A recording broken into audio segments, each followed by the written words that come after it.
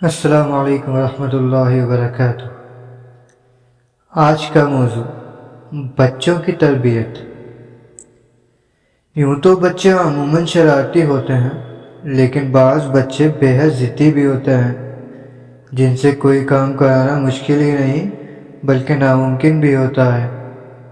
تاہم امریکی news language اور ہپنوٹائزنگ کے ماہرین خواتین کا کہنا ہے کہ اگر بچے کہنا نہ مانتے ہوں تو ان سے الفاظ تبدیل کر کے اپنی مرضی سے کام لیا جا سکتا ہے۔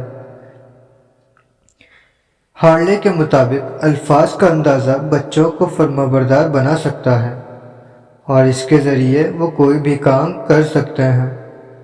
انہوں نے اپنی نئی کتاب ورڈز دیٹ ورکس میں اس کی تفصیلی جائزہ پیش کیا ہے اور وہ بچوں کے رویوں سے پریشان والدین کے لیے یہ تجاویز پیش کرتی ہیں جنہیں آزمانے میں کوئی حرج نہیں۔ سائنسی پیمانے پر ثابت یہ الفاظ بچوں پر اثر کرتے ہیں۔ مثلاً مت کرو کی جگہ شکریہ کہہ کر بچوں کو کوئی حکم دیا جائے تو اس کا فوری اثر ہوگا۔ نہ کی جگہ ہاں، منفی کی جگہ مثبت، اپنا کمرہ گندا مت کرو اور یہ نہ کرو اور وہ نہ کرو کی بجائے مثبت جملے استعمال کیے جائیں جو بچوں پر جادو کی طرح اثر کرتے ہیں، کیونکہ انکاری جملے بچوں پر منفی اثر ڈالتے ہیں۔ اس لیے اس کے بجائے بچوں سے کہیں کہ چلو کمرہ صاف کرتے ہیں، جوتے اسٹینڈ پر رکھتے ہیں اور کھلونے الماری میں۔ یہ جملے بچوں پر مثبت اثر ڈالیں گے اور وہ عمل کرنے لگیں گے۔ بچوں کے بہت سے انتخابات پیش کیجیے۔ روزانہ مائیں بچوں کو یہ کہتی ہیں جلدی کرو، اسکول یونیفارم پہنو، اور یہ جملہ بچوں پر اثر نہیں کرتا۔ اس کی جگہ بچوں کے سامنے بہت سے انتخاب پیش کریں۔ مثلاً آج اسکول میں کھانے کے لیے کیا لے جاؤ گے؟ یہ نیا یونیفارم پہنو گے یا پرانا والا؟ اور بچوں سے اس کو سوالیہ انداز میں پیش کریں۔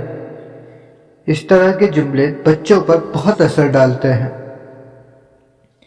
اسی طرح بچوں کو ہوم ورک کرانے کے لیے بھی چوائس پیش کریں۔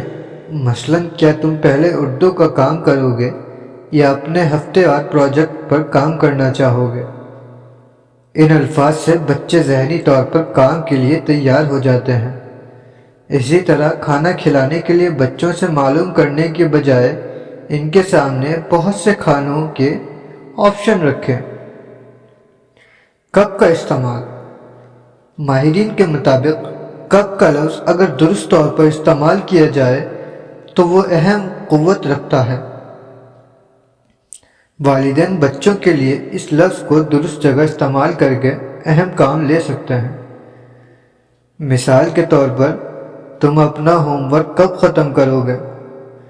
ہمیں کھانا کھانا ہے، یا جب تم یہ کام کر لو گے تو ہم باہر چکر لگانے چلیں گے۔ اس جملے میں بچے کے لیے ایک کام ہے اور ایک پرکشش تفریح۔ اچھے سیلزمین بھی انہی جملوں کا استعمال کرتے ہیں۔ اسی طرح بچوں کو اسکول کا کام کرواتے وقت یہ کہیں کہ جب تم سبق یاد کر لو گے تو تمہیں خود ہی احساس ہو جائے گا کہ کتنا آسان کام تھا۔ والدین اور بچوں کے درمیان زبان کا رشتہ۔ درست زبان استعمال کر کے اپنے اور بچوں کے درمیان سمجھ بوجھ کا ایک مضبوط رشتہ بنائیں۔ بچوں سے اس طرح کے جادوئی جملے کہیں کہ میں تمہاری طرح یہ سمجھ سکتا یا سکتی ہوں کہ کتنے سارے کام ہیں، یا تم میرے جیسے ہو اور یہ جان سکتے ہو کہ ہوم ورک کرنا کتنا آسان ہے۔ میرے جیسا یا تمہارے جیسے لفظ بچے کا حوصلہ بڑھاتے ہیں اور وہ کام پر آمادہ ہوتا ہے۔ شکریہ کا لفظ پہلے ادا کریں، نہ کہ بعد میں۔ بچے اپنے والدین کو خوش کرنا چاہتے ہیں اور وہ اس کی پذیرائی بھی چاہتے ہیں۔ اس لیے اگلی مرتبہ بچوں کو ہاتھ دھونے، ٹی وی بند کرنے یا پانی دینے سے قبل شکریہ کا لفظ کہیں، جس سے وہ عمل کی جانب راغب ہوتے ہیں اور کام کرتے ہیں۔ ہر کام کی وجہ بیان کریں۔ بچے تجسس رکھتے ہیں اور ہر کام کی وضاحت چاہتے ہیں، اس لیے ان میں ایک حد تک کاموں کی سمجھ پیدا کرنا ضروری ہے۔ اس لیے کوئی بھی کام کروانے سے قبل بچوں کو اس کی مختصر وجہ بیان کرنا ضروری ہوتا ہے۔ مثلا اس ماہ کپڑے نہیں خرید سکتے کیونکہ ایک بڑا خرچ سامنے آ گیا، اس سے بچہ مطمئن ہو جاتا ہے۔ سنو اور اگر سوچو جیسے جملے بچوں کو کام کی تحریک دینے والے طاقتور الفاظ میں سے دو تو الفاظ ہیں سنو اور ذرا سوچو تو۔ مثلا سنو، ہمیں یہ کام کرنا ہے، کیوں نہ ہونے کی صورت میں یہ نقصان ہو سکتا ہے۔ اگر سوچو تو کہ ہم ہوم ورک کر لو گے تو کتنا اچھا ہوگا۔ ایسے جملے بچوں پر نظر انداز ہوتے ہیں اور اس طرح آپ ان سے کوئی بھی کام کروا سکتے ہیں۔ بچوں کا شکایتی لہجہ۔ بہت سے بچے والدین سے ہر معاملے کی شکایت کرتے ہیں۔ اس کا ایک حل یہ ہے کہ آپ ان کی وہی شکایت ان پر دوبارہ لوٹا دیں، لیکن اس میں اس کا حل ہو اور وہ بھی بہت مؤثر انداز میں پیش کیا جائے۔